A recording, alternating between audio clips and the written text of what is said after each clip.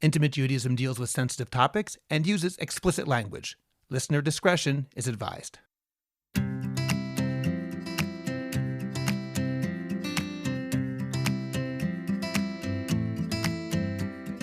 Welcome to Intimate Judaism. I'm Rabbi Scott Kahn. And I'm Talli Rosenbaum.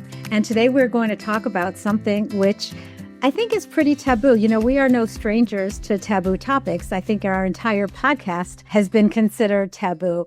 We've done our podcast and we've done many, many episodes on intimacy and sexuality, particularly in regards to marriage, which makes a lot of sense, I think, since many people who are married like to glean from this podcast to learn more about their intimate and sexual lives. But as we've talked about many times on this podcast, our sexual development starts way, way, way earlier than when we first get married. And so I'm excited that we're going to have a wonderful guest today who I'm going to let you, Scott, introduce. But we're going to really be talking about intimacy and sexuality as it relates to teenagers and young adults. I'm really excited about our conversation with Shuli Taubes, and we'll get to that in just a moment. First, check out our website, intimatejudaism.com, for the full podcast archive, show notes, a free men's mikvah checklist, and more. Subscribe to Intimate Judaism wherever you get your podcasts, rate and review, and please leave a comment as well. Talli and I are excited to announce that we will soon be releasing a new Intimate Judaism miniseries for young people entitled Intimacy and Sexuality for Emerging Adults. It's geared towards teenagers and young adults aged 18 and up. Look for further announcements on the Intimate Judaism website, as well as on the Orthodox Conundrum discussion group on Facebook and elsewhere. And that will be coming very soon. So stay tuned for that. And that leads directly into our conversation today with Shuli Taubes. Shuli chairs the Jewish Philosophy Department at the SAR High School, where she teaches Tanakh, world religion, Jewish identity, and health. She also serves as Director of Educational Programming and authored the 10th grade curriculum on Jewish sexual ethics. Shuli holds a Master of Divinity degree from Harvard Divinity School and a BA in History from Barnard College. And she and her family live in New York City. Shuli, welcome to the podcast. Thank you. It's so nice to be here. I'd like to start off asking a very broad question, which will be the framework for everything else we talk about today. And that really is, people know that it's important to have courses in education before someone gets married, Chatan and Kala classes. But as I just said, you authored a 10th grade curriculum on Jewish sexual ethics. Why is it important for kids who are not yet ready to get married to learn about Jewish sexual ethics? So, yeah, I think that's the most important question that we can ask. And I think the answer in some ways is sort of intuitive, but we're a little afraid to think about it. It's intuitive because we know that anything that is of value and that matters can't start being taught once we've reached the age of adulthood. We actually take in so much more when we are young, and the way that we integrate specifically values and ethics begins from the time we are born, right? Ethics emerge the second we are born and we interact with another, which again, right away happens and continues throughout your life. If we are, as educators in high school, committed to instilling basic ethical Jewish values in our students, it seems pretty intuitive that we should not exclude values and ethics related to sexuality if we want that to be part of their development, right? With all values that we're trying to integrate into who they are as people, their moral pole stars, if you will, or a moral compass.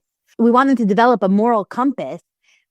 It makes sense then to start that when that is in development, which of course begins before high school, but must be emphasized within high school when we're talking about all the other ethics we want them to have in terms of being good people in the world, which again, from a high school level, you think, right, don't cheat, right, on exams and on right, all that stuff that we're constantly trying to talk to them about. If we want them to be adults with strong ethical, sexual, moral values, that conversation has to be happening when that part of themselves is developing. Then let me ask a very quick follow-up question, because we're not going to be speaking about younger kids today, but I want to at least ask about that one topic. Does this include younger kids as well? For example, kids in middle school. Do you think it's a smart idea to include some sort of sexual values education, even for kids who are younger? Absolutely. We're constantly doing it as parents and as educators all the time, right? From our most basic values in our home, politeness, saying please, thank you, respecting other people's space, property, bodies, which are things we instill in kids from the time they are, again, toddlers, right? And we're trying to teach that constantly. That's part of this development around ethics, and then will ultimately manifest in sexuality, certainly around how you understand your own body, your body safety, etc. We want to be having these values-based conversations on how we think about our own bodies, other people's bodies, treat one another. That, again, starts at a very, very early age. And it needs to be in middle school, I think, more explicitly tied to sexuality because of changing bodies, understandings, the beginnings of desire, and all of that in ways that are directly connected to sexuality. And we want to have part of the voice in shaping our students and our kids' development as ethical human beings. That matters to us as, I think, educators, and certainly as Jewish educators. Thanks so much for that. I think that there are so many questions, and we're going to dive a little bit deeper into your curriculum, into what you are teaching. And this is also a good opportunity for us to talk a little bit about what we're going to be presenting in the upcoming podcast. What I wanted to ask you before we talk about the need for, I think we all understand pretty much that there is a need. We know that if we don't provide the education, kids will go elsewhere, such as pornography, to look for education. So that's something that we've talked about here before. But what I want to ask about, since you have your finger on the pulse of young Orthodox teenagers, you're in high school, and I'm really interested in knowing what are the common issues that they bring to the table.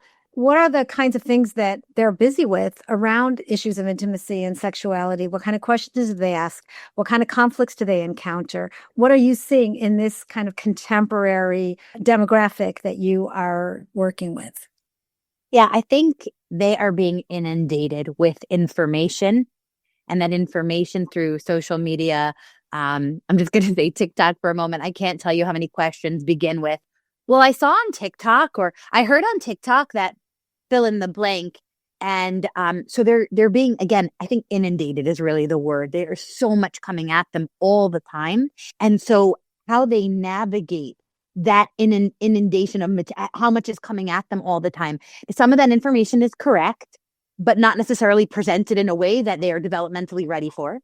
Some of that information is grossly inaccurate. And some of that information requires lots of discussion in order to properly understand it. And that's not being given. It's being given in a soundbite.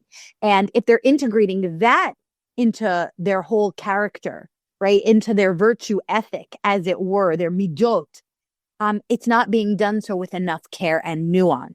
That's one of the major things we're seeing, is that they don't know where to put everything they're receiving.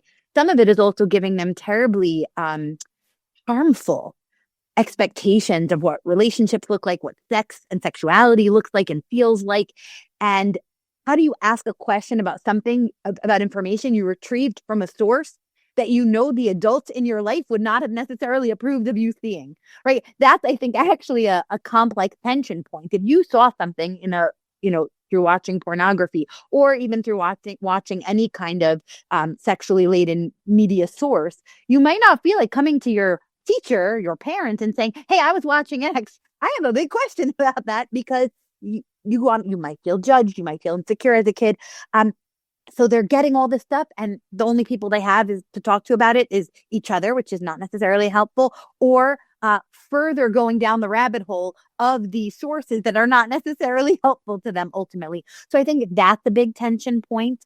I think one of the issues also that they feel, and again, I'm happy to talk about any of these, but can Judaism actually speak to their lived experience as teenagers in the world today? Sometimes I think their perception, and I'm not sure it's completely inaccurate, is that Judaism really has no understanding of the life of the modern teenager and the struggles they're going through, and again, what they're being exposed to on this level. And they're not necessarily sure the adults in their lives fully understand, because for those of us who didn't grow up in that reality, we're digital, immigrants, so to speak. And so we're also learning the technology, whereas it's who they are. It's so part of their identities. They can't separate it in the way that, let's say, I can.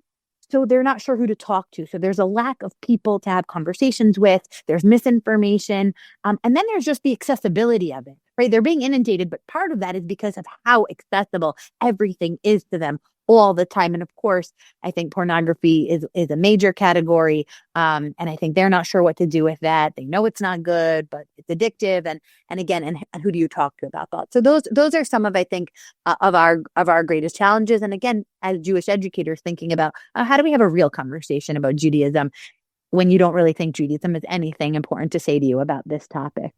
I want to ask you a practical question. There's an element here that's religious, and partially there's an element here which is just a pedagogical question, really. You know that the Mishnah in the second chapter of Chagigah says that there are certain things you don't teach in public, and one of those things is, let's call it sexual education, for lack of a better term, even though that may not be the translation. Now, far be it from me to criticize, because this podcast is obviously a much bigger audience than any classroom would be. So therefore, it's not as though I haven't thought about this a lot myself. I'm curious for you, as a Talmidat Chacham and an educator, how you deal with that Mishnah and that general prohibition of teaching sex in public. And the second half of that, the practical pedagogical question is, when teaching teenagers, I've often found part of the problem is that they're simply immature. They're not ready for this. They're going to laugh. They're going to make it into a joke. And I'm wondering about how practically a teacher can teach this. Once we get past the halachic question I asked, on a practical level, how does one do it in a way that they'll get what you want and won't turn it into some sort of joke?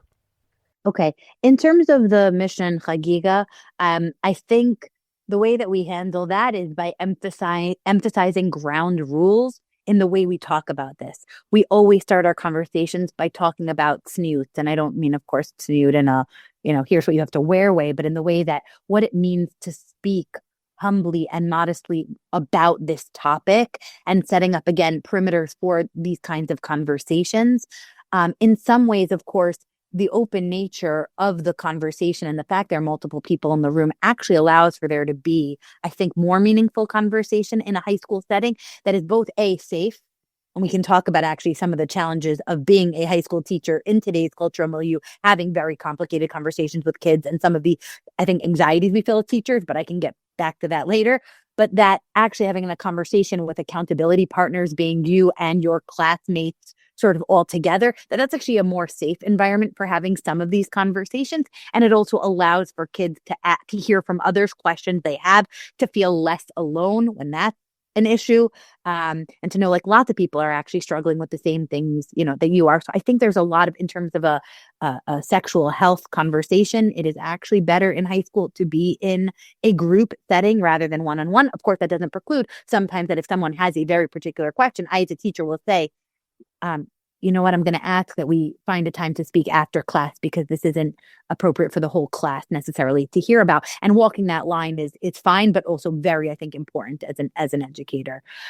In terms of making a joke out of it, that can happen. One of the things I do also right away, and we all do, is say that laughing is okay. Right. One of the ways that you sort of get around the problem is like, yeah, you're going to laugh. I'm going to use terminology that a lot of teachers probably are uncomfortable saying as freely as I'm going to say, because we make sure that we use all anatomically correct terminology. And they're not always used to hearing that from the people who are teaching these classes. And we say it's okay to laugh. It's okay to feel uncomfortable. That actually makes sense. Developmentally, that is appropriate. As a teenager, thinking that there's some discomfort in that, good. It shouldn't be that you're sitting down with your, high school principal and it just feels so normal, right? That would be actually indicating an indicator that something might be off or that we need to rethink this. So I think that that's okay. In terms of they're not being ready, yeah, that's on us to figure out how to teach the material in a way that makes them feel ready. And I think one of the most amazing things about the way in which SAR, through the visionary leadership of Rabbi Hargstark and the team of Makon Siach, who set out to create this book, was that when you learn it through text study, it gives it a certain measure of seriousness. It's a class in which we are studying Torah text. So yes, the words you're hearing and the conversations we're having might look a little bit different from a Tanakh or Gemara or a Machshavah class, but you know what it is to study Jewish text. You've read the Rambam. You've read Rav Soloveitchik. These are not people you've never heard of before or saw and considered their work in serious ways. And I think that's one of the ways we get around this is just a funny conversation that we're having with a teacher that's uncomfortable. I first want to say something about the laughing and the jokes, because I don't think it's just teenage kids that do that. You know, when we started out this podcast, I stopped going to kiddishes in my neighborhood because I just think that the topic tends to bring up discomfort and the tendency to make a joke in adults as well. I'm sure that you would find that with kids. You were saying about using Jewish texts, and it sounds like you probably have, and we both have read your curriculum. So we know that you bring texts into the course to use them to talk about certain subjects. I'm also interested if there is an integration with the other teachers regarding talking about the issues surrounding relationality and sexuality when they happen to be teaching. So, for example, if you're teaching about Tamar and Amnon, or you're teaching like a certain subject that has something triggering or something difficult or something that's coercive, or if that's an opportunity to say, you know, what are you feeling here around this? Also, not just isolating the sexuality and ethics course to that 1 hour a week or whatever it is, but if it's something that becomes more integrated into discussion in other subjects as well. I think it is. Certainly, I've met with other like Gemara teachers who are doing the sugya, let's say, for example, on abortion. That's an area where this comes up, or in Tanakh, when you have a story, yes, for example, of rape or something like that. We have not been as holistic as probably we could be. And I think that is actually a really important next step. I will say, I think one of our greatest challenges is finding teachers who feel comfortable talking about this and doing this education. And it's already a relatively limited number. And I think I'm blessed to be at an institution that has like an openness towards talking about this. So I can't speak for other institutions, but that already is difficult enough. Saying to every teacher, we want you to feel fully comfortable using this terminology. I hope, please God, we get there. I'm not sure that even we are there yet. As we grow more comfortable with this curriculum and the conversations we're having, I imagine that it will spill over into other classes in a more wholly integrated way. But we should, of course. And again, we do meet with individual teachers. The teachers who teach this end up being resources for other faculty in the building when this stuff comes up. Okay, and then just my follow-up question to that is, what about parents? You know, we're doing this series, and I'm wondering, you know, it's so important to have parents as partners, especially since the kids come to school, but it's not just what they learn in school, it's also what they receive at home. And how do you partner with parents around speaking about sex and sexuality and also encouraging healthy sexual development? Yeah, so we ran a series for parents last year where we actually studied elements of the curriculum with groups of parents, to get their feedback, and also to ensure that we were giving over messages that they themselves were comfortable reinforcing or had already preemptively taught at home and thinking about our partnership. So we're aware of that. We have a meeting with parents before we start this part of the curriculum. Every year, parents come in or go on Zoom and we talk through the curriculum in the hope that we will establish a very good partnership with parents. Parents are complicated on this topic. I listened to the wonderful interview you did with Yonina Rubinstein, and that was fabulous. And I love her optimism about what parents are capable of, because I think many, many are.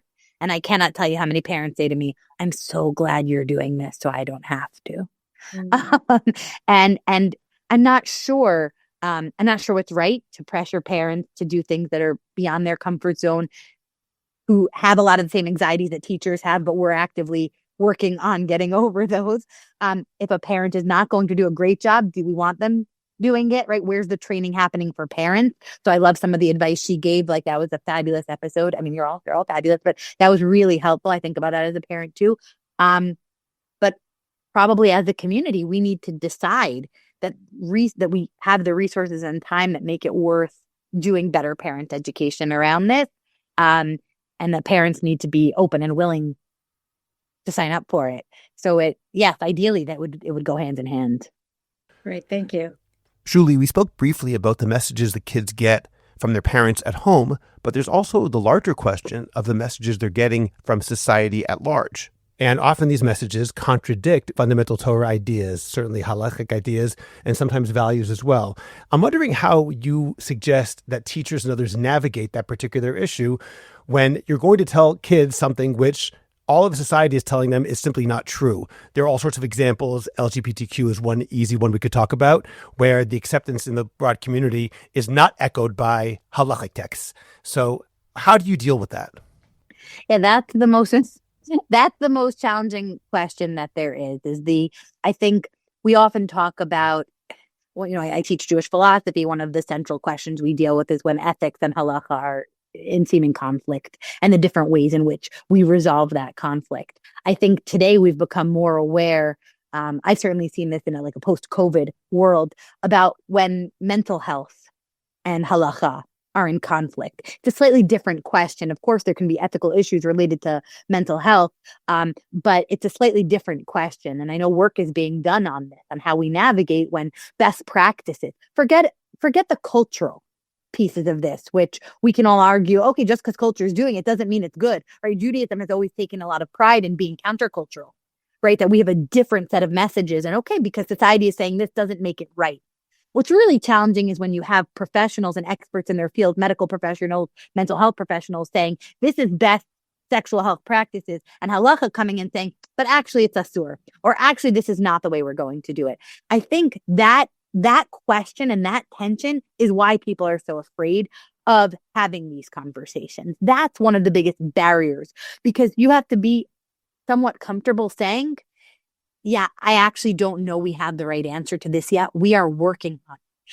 We are living in rapidly changing times that have brought lots of issues to the fore that the great minds of the previous generations were not dealing with because it wasn't at the forefront. And your generation, this generation that, as I mentioned, is being inundated constantly and saturated with information and has new possibilities of what we can do, right? Like a Zoom Seder wasn't a thing that could have possibly been conceived of, right? To take it out of our specific conversation topic, but right, that all of a sudden there's all these new possibilities. We're still catching up. We're figuring it out. And we don't necessarily have all of the answers yet. For us, it is extremely important to talk about fealty to halacha, right? And halachic expectations being primary, and also acknowledging and ensuring that there's not shame around. We also know the reality that there's halachic violation, right? And one of the main messages, and I know you've emphasized this so much on this podcast, and I appreciate, is that just because we don't live up to our aspirational goals and values and even the expectations we set for ourselves in terms of our halachic commitment does not mean we throw away the whole system. That we're growth minded. I mean, certainly as a high school educator, that is like a primary banner we hold high, growth mindset, right? That we don't expect you to be perfect in everything right now. And we're not even sure necessarily what quote unquote perfect looks like in this moment. And that's the particular challenge as it relates to sexuality, which makes it, I think, qualitatively different from other areas of halacha, where we're also asking them to do things that aren't easy for them, like putting down their phones on Shabbat, but which I don't seem to struggle as much with asking them, right? So I think we're engaged in this as part of a broader conversation, but being able to say to them, yeah, this is a really hard question. We're thinking about it. We care about it. We're here to support you as you too struggle and think about it, to hold your hand through it as you're thinking about it, and to be here to talk about your questions and issues and challenges, as we are also navigating it as a broader community. And I also talk about, like, thank God we have all these resources that weren't available, and Talli, you could speak more to this about, like, it's taboo, but how much less taboo it is now than it was, even when I was in school and you were in school, right, 20, 30, 40 years ago. And I do college teaching. I give a list of resources. If you're struggling with X, Y, or Z, here are different resources. We couldn't have given those out. Oh, there's sex therapists. There's clinics you can go to. That wasn't available. So telling kids we're getting there, we're just in process, and this is part of the struggles of what it means to be Jewish and to be a thoughtful and nuanced thinking Jew in the world today. And it's not always neat. I'd like to follow up with a quick question disregarding that. When you say that halachic expectations are primary, I certainly agree with that.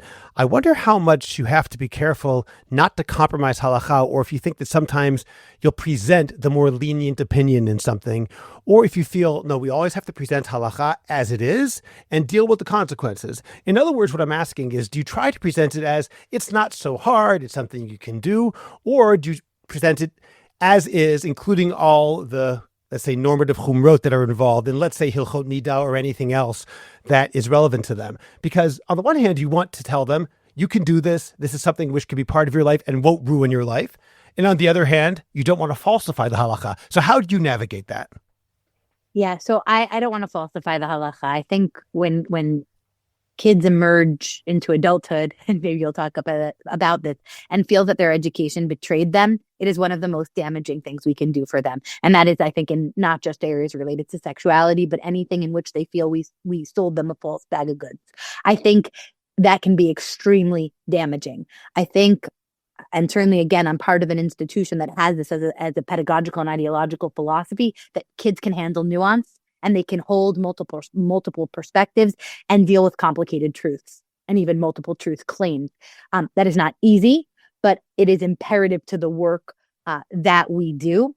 I think in general, beyond, again, this particular topic, one of the things that I find myself as an educator struggling with is we're constantly seeking to say Judaism is so meaningful and so beautiful and will add so much to your life. I mean, that's why I love it, right? It's why I went into Jewish education, is because I felt like I have this gift of a life that is so beautiful and meaningful and intellectually stimulating and emotionally satisfying.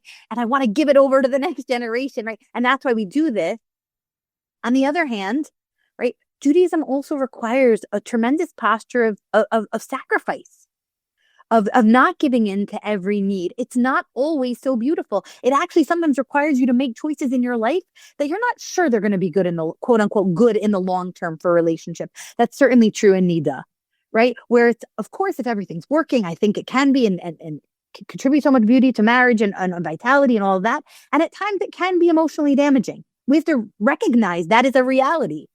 So I think, again, when it comes to high school education, we're super sensitive about the former, like making Judaism so beautiful and so inspiring and something that we want to say you can make meaning out of it and it will give you so much in your life, and it will. Of course, we believe that. But how do we also be honest about, and it's also going to ask you sometimes to do things that are really not easy and where you're going to really struggle to find the beauty and the inspiration in it. And again, that's just for me as an educator right now, I find myself really, really struggling with there might have been an overemphasis, 50 years ago on the, Akedah elements of Judaism, the parts of ourselves that we sacrifice in order to be religious people. And maybe the pendulum swung to the, let's all, sing and dance in Judaism as a giant tish or a chagiga all the time. And I think we are struggling to find a balance between those realities. And then, of course, how we give that over to our children in a way that feels real and true to them and who they are and their ability to live their Judaism so fully. That's very thoughtful. And it makes me feel like there's so many more layers here to just providing sexual education. There's so much more to it. And when I think about how things used to be, so to speak, we have always kind of counted on our insularity and our being sheltered as one way to protect ourselves, quote unquote, from engaging in things that were not considered to be appropriate until marriage. So, we wouldn't watch certain things or we wouldn't even know about certain things. When I grew up, there were things I just never even knew about. I did not grow up in a Haredi home. I went to a Beis Yaakov school, but I still didn't know a lot.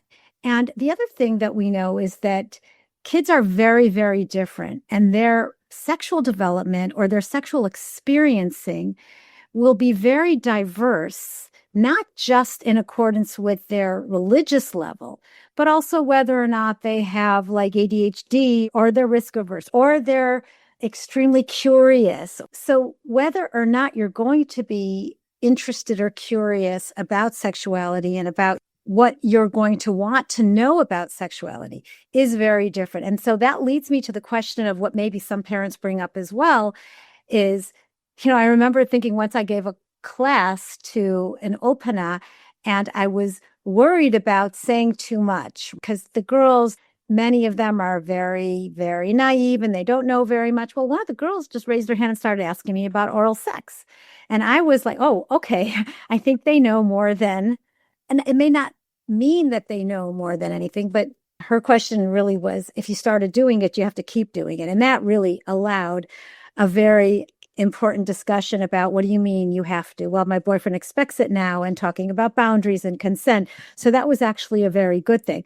But that diversity of awareness and knowledge, and the concern that parents might have that you're introducing ideas into their head. I wonder what you could say about that from your years of experience doing this. I think first that it is a valid concern. And when parents have expressed that concern, I think it's important to say, yeah, it is possible that I will be teaching your child something they didn't know before about this topic. What we're asking for is a lot of trust to be able to do that in a way that ultimately you would prefer came from us than from a different source. Because it is unlikely they will never get that information. They just might not get it in a way that is done with the Jewish values and with the sensitivity and approachability and in a way that is tzniut that we are trying to create in this classroom. So there is a leaning in to that as just a reality. I think also what I've seen when students sometimes start asking a question that I think is going to go in a direction that other students are maybe not really ready for is to sometimes, and you have to do it with so much sensitivity because you never want to make a student feel shut down or that their question is invalid, is to say, I really appreciate that question. Can we meet after class and find a time to talk about that? And then sometimes what I'll do is then I'll say, I had an opportunity to talk to so-and-so after class, and I want to talk to you about some of the topics that came up in that conversation so that student still feels validated and their conversation with me was one worth having and which other students had information to learn, but where I'm able to distill it in a way that I think will be more appropriate for the class as a whole. So there's a lot of really careful navigation that has to happen whenever you're doing this. And it goes back to that mission in Chagiga, right? This is why. Right? It's like, because you have to be so on your A game all of the time, and you have to know your students pretty well and pretty quickly, so you can almost anticipate what they're going to ask and sometimes preempt it in a way that is still done with the values that the class set as part of its protocols and its reality. I think one of the things we've tried to do also, and we're working on, is having students give out a broad question at the beginning and actually have students do some writing. So they're able to express where they are on the topic prior to us having a full class discussion. Actually, this came up at a conference that we did where one of the teachers says that he keeps a journal with his students, that they begin every day with a little bit of journaling exercise. And that's, of course, for the students, but sometimes also just having them submit the question that's on your mind. That way, again, you're validating their experience and their questions without first saying, and here's our open classroom, ask whatever you want, which I understand, especially let's say in 10th grade, where parents might be a little bit anxious about what's going to, emerge and the different values and developmental, places of their kids. I think it is a valid concern and requires navigation. That's so important what you just said about having the kids write down their thoughts, their feelings, their beliefs, their experiences of what they know already and what they are going to be talking about. In fact, any kind of course that's taught in sexuality usually begins with what's known as a sexual attitudes and values reassessment. And so it is very important whenever you introduce sexuality into any kind of discussion that you first check in. You first check in because everyone has their own experiences around it. And there are also feelings that could be triggered around it. And that we have to be really, really careful, which makes me feel like, there's so much more value in having small classes one-on-one, and that there are also potential risks in doing a podcast for young adults where we don't have the opportunity to have them talk about what their thoughts and feelings are when they hear about these things. How do you feel hearing about this? And having them have an opportunity to process that. That's something I want to throw out there. But what I was thinking about when you were talking, especially about how you would navigate moving a child away from a topic that they're bringing up in the interest of everybody else. I was thinking about how elegantly you must have to do that to avoid shaming, and how, in general, you kind of deal with, especially the conflicts between halacha and hashkafa, because it's not just halacha, it's also the belief that sexuality is supposed to be expressed in marriage. How do you kind of navigate that fine line without shaming? And tzniut as well, because, I am from a different generation. So anything that has to do with sex and tzniut is automatically shaming in a way. That's just the way it was generation ago. Yeah, we actually address that. I think one of the ways we do is sort of take these topics and talk about them with students. So we'll talk about shame versus guilt. What are the differences between them? How does that manifest when it comes to sexuality? How do we avoid those feelings? Is it okay to feel bad about a decision you made? How do you handle, moving forward in the future? And we actually talk about with them how different our own educations were and how this is not a shameful topic. I mean, our first few lessons are always about the beauty of having this conversation about how this is a part of Torah. I mean, I started this way, but that is such an important piece of what we are doing. You have Tanakh, you have Gemara, and you have your class on Jewish sexual values and ethics. Part of your Judaic studies curriculum. Just like there's nothing shameful about learning Torah, right? Like learning Gemara, you don't feel that way about.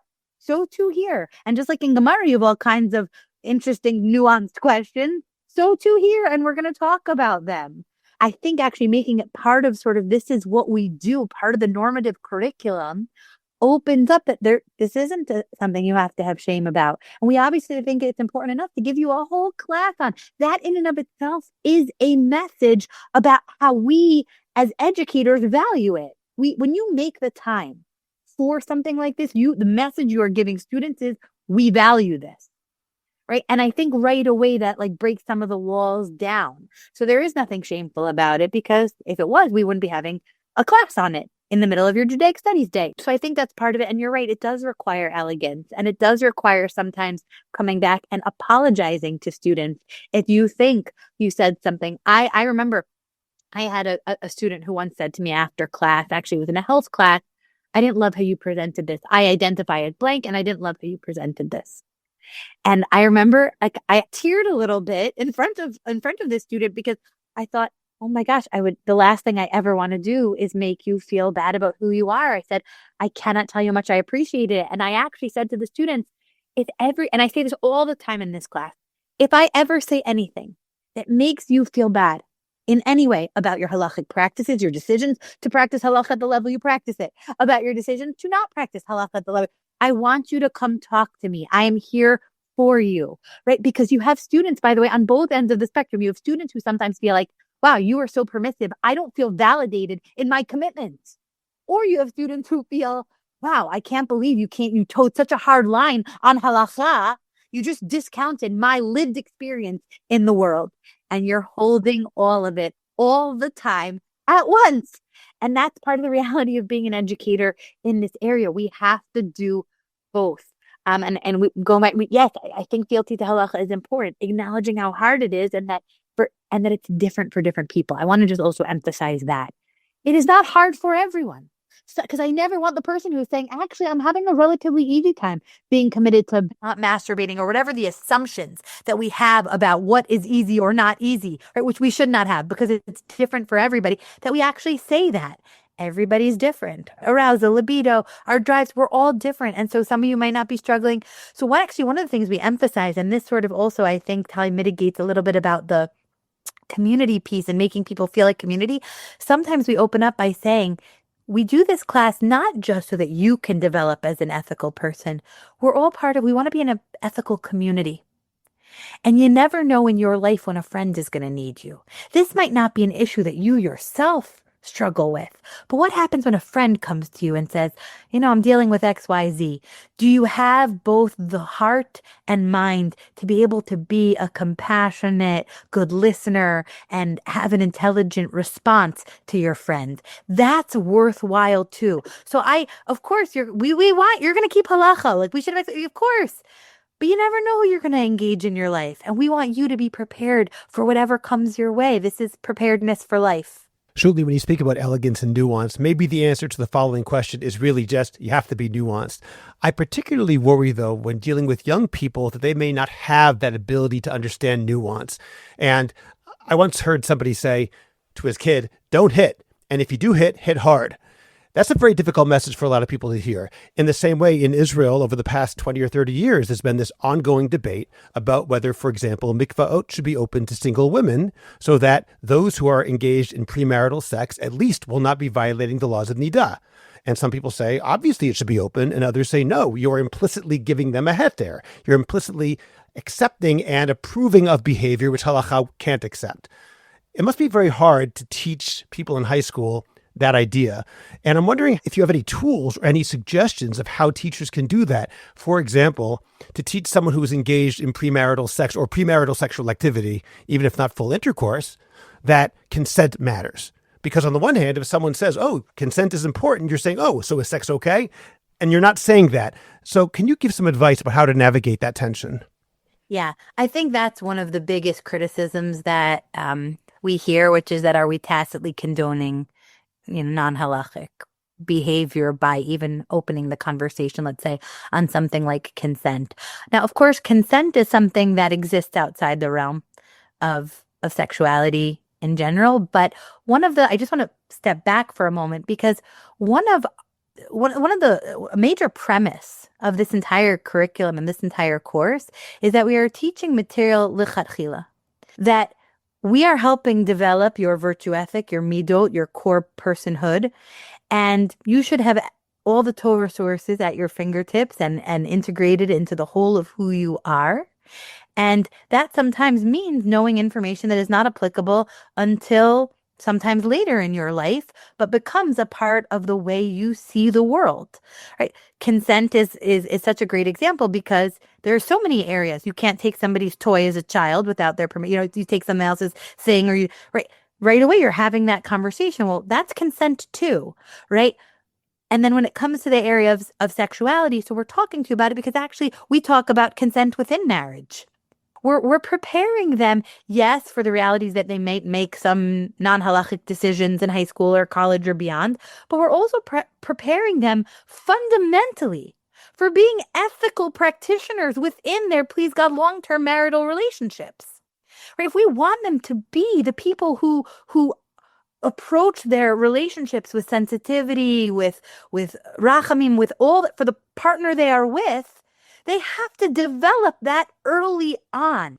So it's not that I'm saying, oh, you need to know about consent because you might be making a decision your senior year of high school that will require you to know this. That could be true.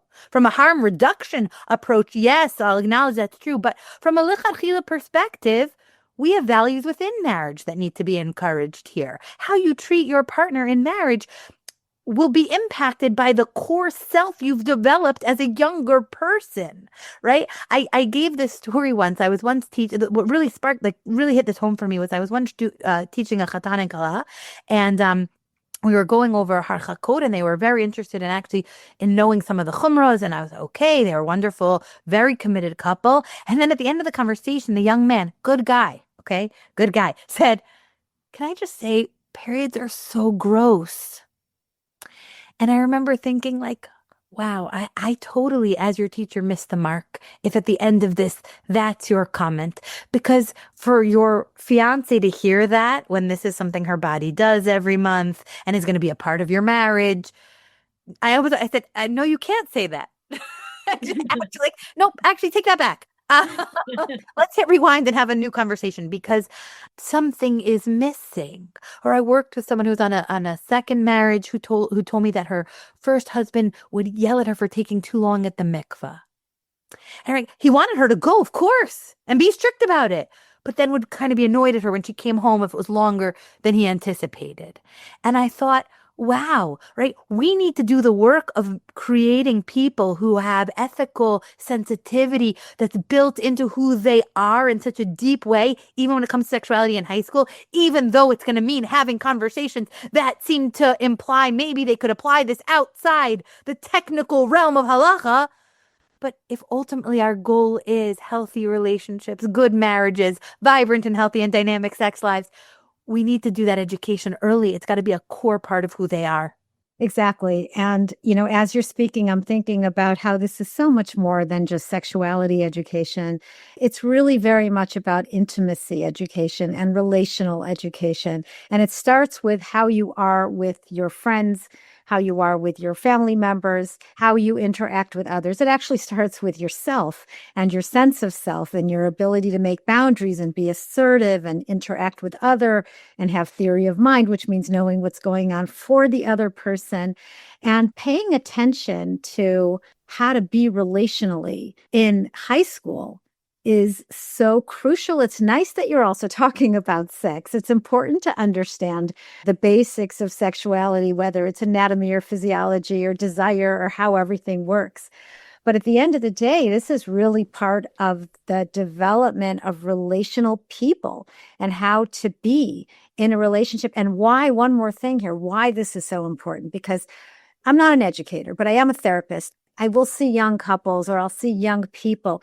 And what I'll often see is that their sense of self as a good person with good midot is often very split from their sexuality. Their sexual part of themselves is very conflicted and doesn't always interact with those good midot. A couple of years ago, there was a story about a bunch of guys from like a black hat yeshiva who went around looking for girls, but from like more, liberal environment because they figured that they're going to score better with girls who are, more free and open and not as religious. That would be an example of you're supposed to be a mensch and this is a sexual need. And we're just going to go and prey on vulnerable young girls in a way that demonstrates that the educational work was not done for them. Yeah, I think that is why ultimately for the framework, this isn't the halacha class. This is not just the, red lines of what is mutar and asur and all. This is about ethics. Fundamentally, every conversation we have as it relates to every topic that we cover in this curriculum, there's an ethical component to the conversation precisely because of what you're saying, that this is about intimacy and relationship building. And it's about the self you are developing as a person in the world so that you do not become, a split self, right? I know you Kobe Francis's study on that was so, I think, also important for us as a community to read about how that splitting can happen between these parts of ourselves and that we are, again, that it's so detrimental to our development as ethical and psychologically healthy people. And we don't want religion being the source of that. Fundamentally, what we're making the argument for is that, no, actually, you can be your full self and all of these can be voices that you sort of build towards a comprehensive, whole, good person in the world. Shuli, I'd like to ask something which has concerned me for a while, and I'll preface it by saying that last year, Talli and I were asked to give a class at a particular high school over Zoom in sexuality education, certain things they wanted us to teach to their high school kids. Talli met with the girls in the high school. I met with the boys, again, virtually. And I insisted at the time that a teacher be in the room and it not just be me. The reason that I said that was because in the environment in which we exist today in the world, which is both positive and negative depending on the situation, you never know how someone's going to take it.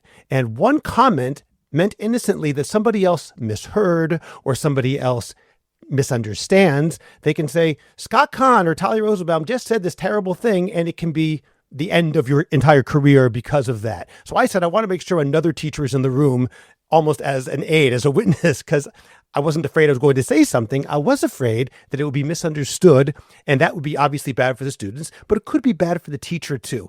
And I'm curious about almost the safety of the teachers as much as the safety of the students, how you deal with something like that to ensure that things don't go haywire by mistake and unintentionally and not even correctly.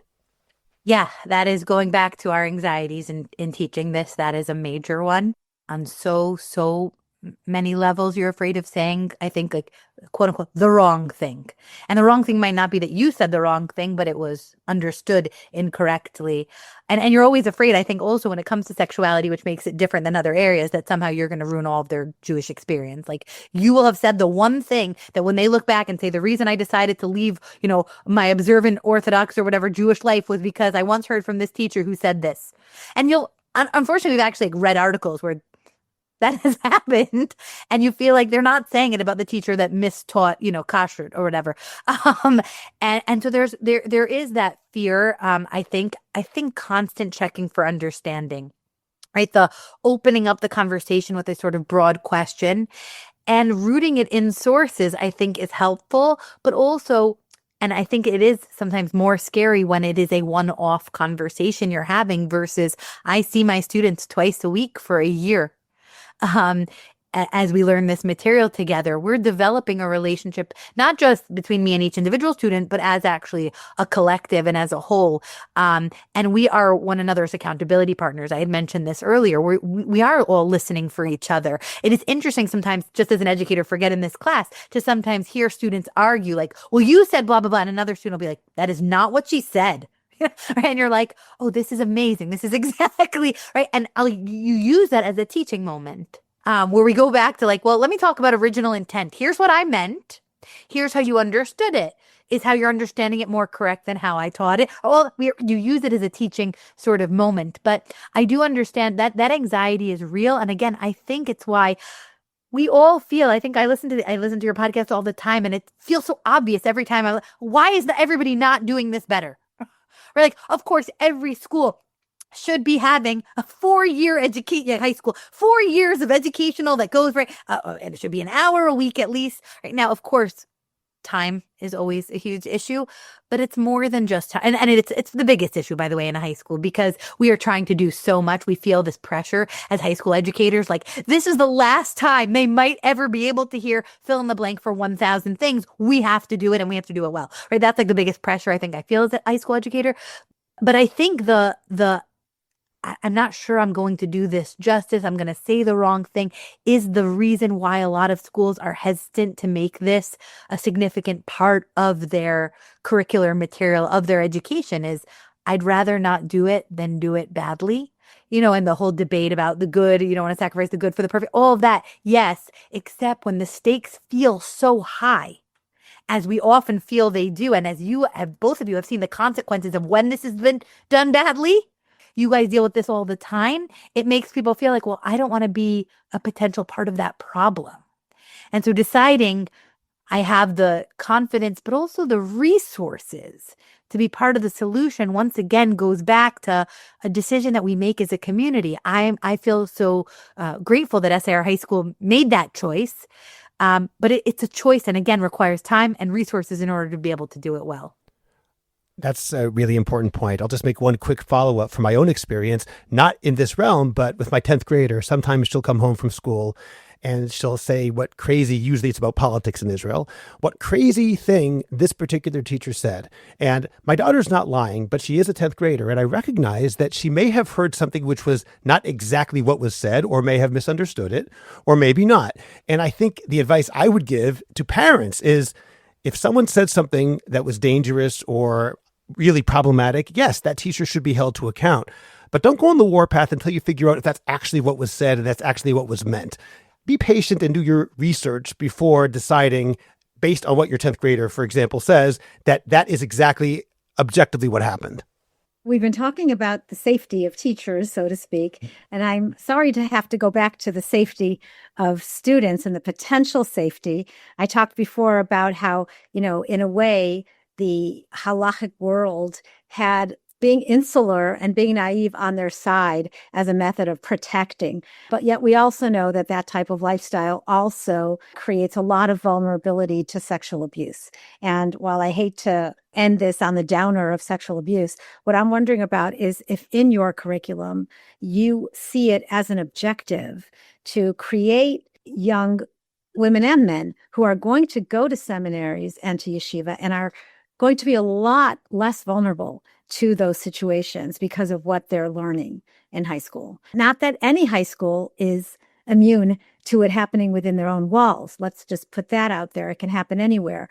But if part of being fortified with healthy messages and developing in a sexually healthy way in regard to preparation for intimacy and marital life in the future, if we can learn how to have radar around how, unfortunately, certain rabbis and teachers can interact with you when you are in college or in seminary or in yeshiva. I'm really wondering how you address that, if you address that.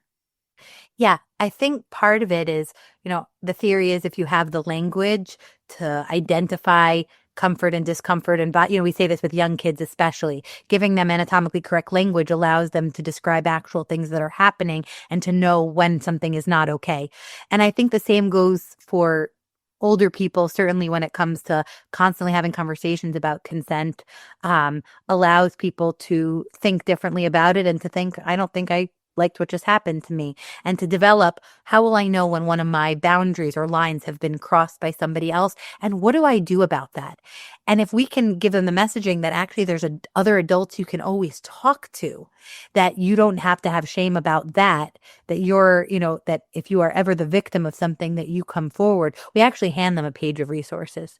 Email it to them, which we don't really do in other areas. But when it comes to anything related to any kind of assault, we actually give them in 10th grade. It's in their emails, hotlines they can call, resources they can get in touch with, because we feel that this is one of the most important things that we can cover for them. I just also want to say we do address this in different ways in 12th grade again, where we talk about, stuff that's come up on college campuses in this country. And we brought in lawyers and speakers and researchers to talk to them about avoiding issues on college campus and actual lived ways in which this is manifesting. And I'm just going to, conclude with one thought related sort of to this, which is we also try to bring in sources in the curriculum that are not strictly Jewish, quote unquote, texts or traditional sources, but actually have students engage with some of the issues that broader culture is currently navigating. So, for example, on the topic of consent, we have an excerpt from a piece by Christine Emba where she talks about how we've made consent such a priority. And in the women she interviewed, they still weren't finding their sexual lives satisfying, but they seem to have been promised that if they enthusiastically consent to sex, it'll be great. And it turns out lots of people enthusiastically can consent to sex, but still didn't find sex to be that meaningful. And we put that kind of text in conversation with Jewish values to allow them to see, look, Judaism is in conversation with some of the major, thinking and writing that's going on right now in broader culture. We're part of this conversation. And that's also one of the messages that we're trying to get across. And this is how Judaism approaches it. So I think it's also just important to acknowledge when it comes to that particular topic, but all these topics, that we are directly addressing what's out there in the world today. Okay, well, Shuli Taubes, this has been really enlightening and really important, and a conversation which I think our listeners will get a lot out of. So thank you so much for joining us today. Really, my pleasure. Thank you guys for having me. Thank you. And everybody, please remember to look for our new mini-series coming out very soon, entitled Intimacy and Sexuality for Emerging Adults, along with all the other great projects that Intimate Judaism does. And we will see you on our next podcast. Bye.